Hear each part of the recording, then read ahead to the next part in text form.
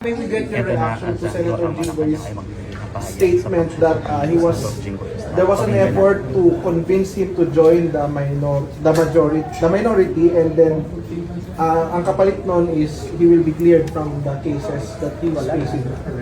Sa ating pagkakaalam, last year pa po nagkakaroon ng mga investigasyon at ang pangalan po niya ay nababanggit. Hindi lamang sa pag-iimbestiga sa Senado, kundi pati sa House of Representatives.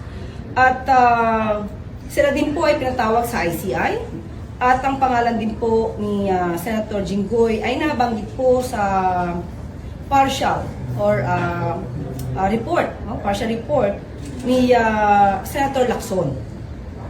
Kaya hindi po masasabi na ito ay may patungkol sa pag-form ng majority na binubuo ng 13.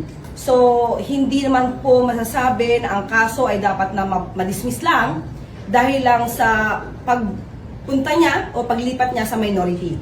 So, it would be unfair to all Filipino people kung gano'n na magiging dahilan para hindi i-pursue yung kaso kung saan di umano siya ay involved sa flood control mess. Ma'am, yung voluntary surrender niya po, ano po ang masasabi niyo? Alam mo, maganda ang naging ginawa. No? Magandang ginawa ni Senator Jinggoy na siya ay voluntaryong sumuko. Hindi niya na pinahirapan ng mga law enforcers. Hindi tulad na nangyayari ngayon kay Senator Bato.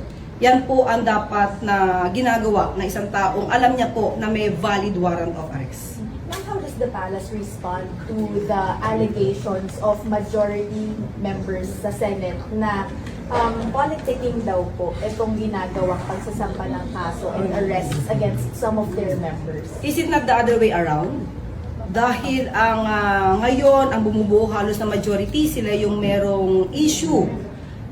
May mga kaso na nakaabang di umano at sabi nga natin wala pa pong binubuo na majority sa pamumuno ni Senator Alan Cayetano ay mayroon na silang mga issues na kinakaharap.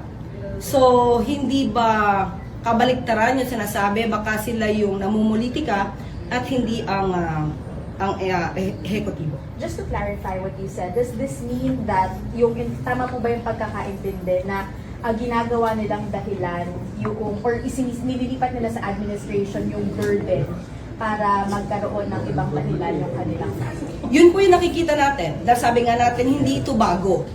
Last year pa po nagkakaroon ng pag-iimbestiga. So, kung last year din po na may mention na yung kanilang mga pangalan. So, paano po magkakaroon ng pamumulitika ang ehekutibo kung ito'y dumadaan sa tamang proseso at tamang pag-iimbestiga? Tandaan po natin, ang ombudsman po, ang Office of the Ombudsman ay hindi po hawak ng Pangulo. Independent constitutional body ito. Sila po ang nagrekomenda, sila po ang nagbigay ng resolution for the filing of the information at isinumiti ito sa Sandigan Bayan. At ang judiciary din naman po ay hindi po pinangungunahan at hindi po pinakikialaman ng Pangulo at ng Ehekutibo.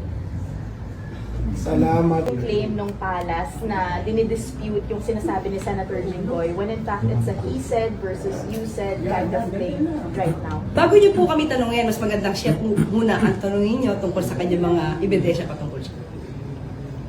Salamat po.